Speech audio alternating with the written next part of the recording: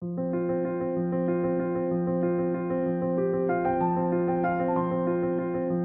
الله الرحمن الرحيم maadaama koorskeena uu su'aalo interviewga la isku weydiiyay kamid ahaayeen waxaan doonaynaa casharka inaan kusoo koobno 27 su'aalood aan anigu shakhsiyan isleeyahay waa common interview questions ee la isweydiin karo xilliga imtixaanaadka la geliyo waayo imtixaanaadka marka la geliyo laba nooc baa inta badan imtixaanka loo qaadaa midna waa imtixaan written in lagu dhibo ama simulation lagu dhibo mid qaarna waa interview afka laga weydiinayo marka common interviewga la isweydiin karaa maxay noqonayaan marka waxa weeyaan 27 su'aalood oo soo horay ugu horeyn su'aalaha waxa lagu bilaabayaa su'aalo basic sida caadiga ah oo aqoontaada lagu tijaabinayo oo la is leeyahay qofkan muxuu yaqaanaa bal information la iska weydiiyo su'aasha koowaad la isweydiinayo waa maxay what is the difference between router iyo switch maxaa u dhaxeeya maxaa farqiga u dhaxeeya hab waa maxay la iska ka oran karaa marka switchku sidiisaba iyo routerku labadoodu waa network device company doona soo saari kara Cisco soo saari karta Huawei ba soo saari karta wax soo saari karta HP ba soo saari karta whatever it is laakiin maxay ku kala duwan yihiin maxay shaqahaan maxay kala qabtaan number 1 waxay qabtaan horta xagga layer-kana way kala duwan yihiin sida go'aanka uu qaataan way ku kala duwan yihiin shaqada qabanayaan way totally kala duwan tahay marka routerka more fancy su'aalahan waa kuwa iska ilaalinaysid router maxaa tahay casharkeena ku bilaabayna hadii la yiraahdo switch-una maxaa tahay switch waa layer 2 device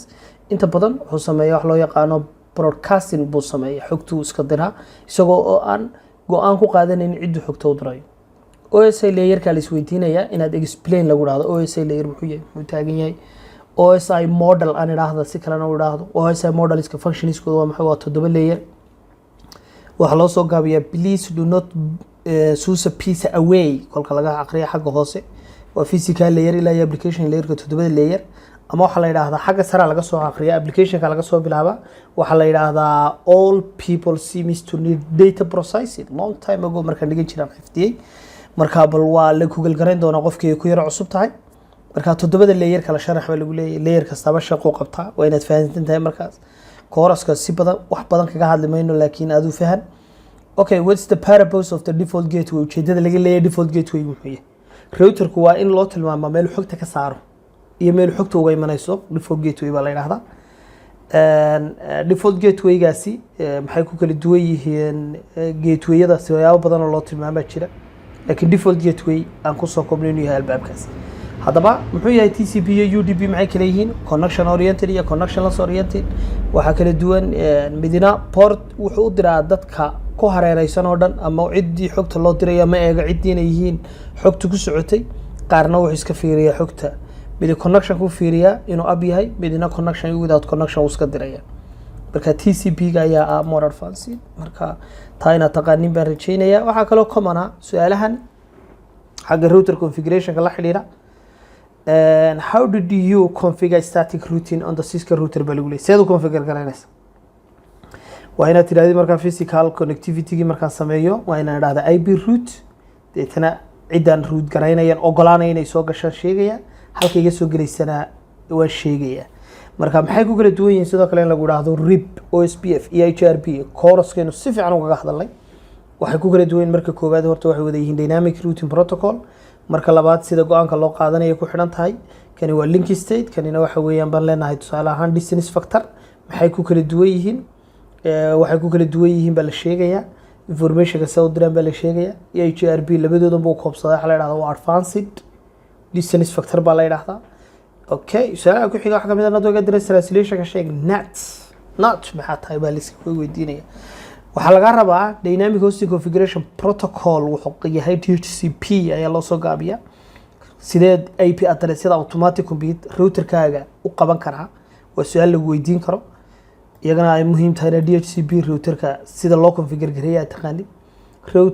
part 3 routing protocol iska loo geliyaa waxa loo oranayaa maxay farqiga u dhaxeeya static routing iyo dynamic routing mid waa automatic dynamic static-gana adiga ayaa baraya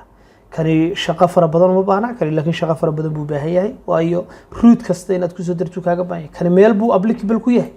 waa markaanad aqoonin cidda aad network-giisa ku xidhmaysaa routing protocol-ka isticmaalaysa inaad aqoonin baa la isticmaalaa oo waxa loo leeyahay wax kasta oo halka iga imanaya whatever routing protocol is isoo daabul iyadoo dhanaysa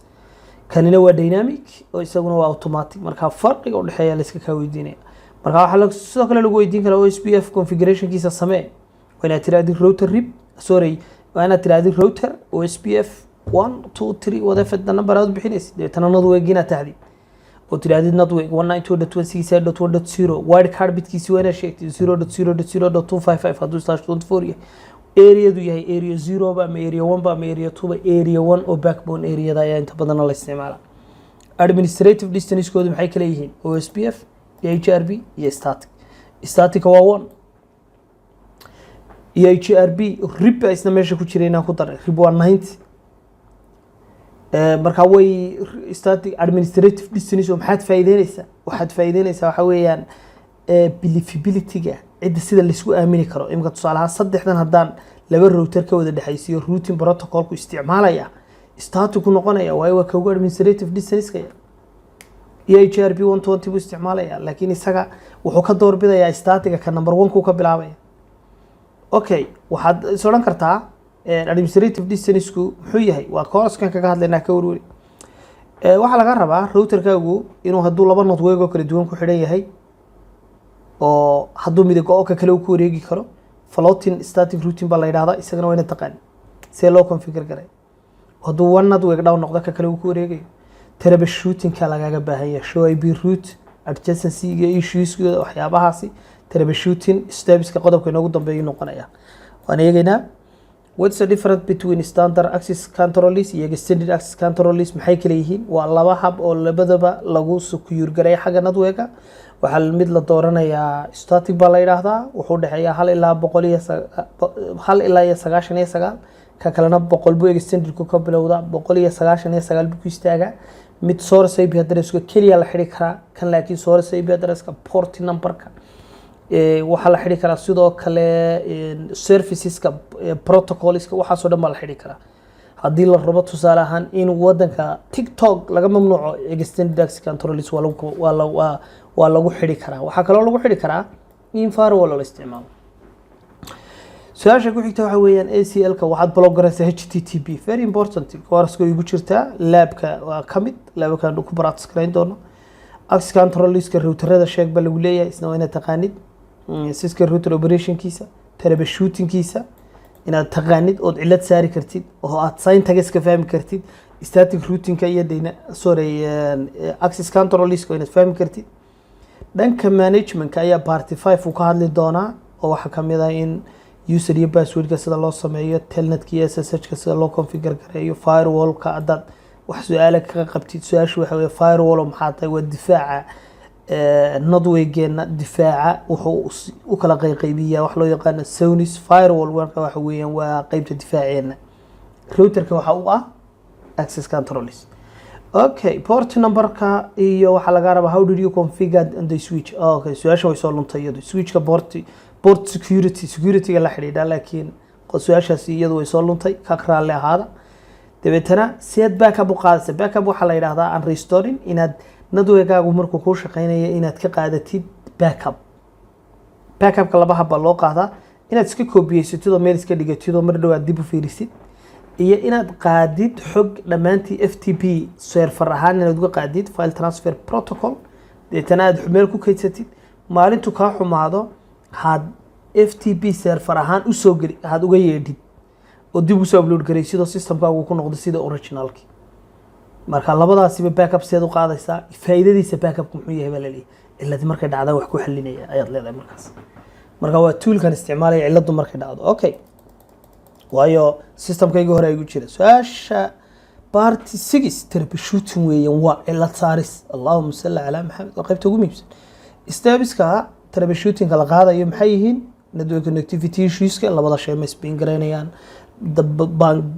dabkii ma ku jira oo reachable device-kii ma yahay device-kii ma daaran yahay device-ka hadda dhex gelishid laarankiisa mooda app ma yihiin waa common interview see loo eegayaa inay app yihiin waan bin gareynayaa trace route baan isticmaalayaa sidoo kale show IP route baan leeyahay static route dynamic route ku doonaba ha ahaato waa common uu ku tusaya waxaad sidoo kale isticmaalaysaa show interfaces show interface fast internet 0/0 show interface gigabytes whatever it is show interfaces-ka wayna taqaanid isagana oo eegi kartid waxa running configuration-ka igu jira raamka ii hayo iyo waxa starter configurationka igu jira waa inaan kala taqaanid oo sida loo save gareeyana waan baranaynaa sideeda routerka marka core waa common questions marka waxa aynu meesha kaga soo hadalay xabada su'aasha soo luntay mooyaane inta kale waxaan kaga hadlaynaa course-ka hadii Ilaahay dhaahdo marka su'aalo runtii aad applicable u ah oo qofka ay tahay inuu ka sii qaato big picture soo dhawaada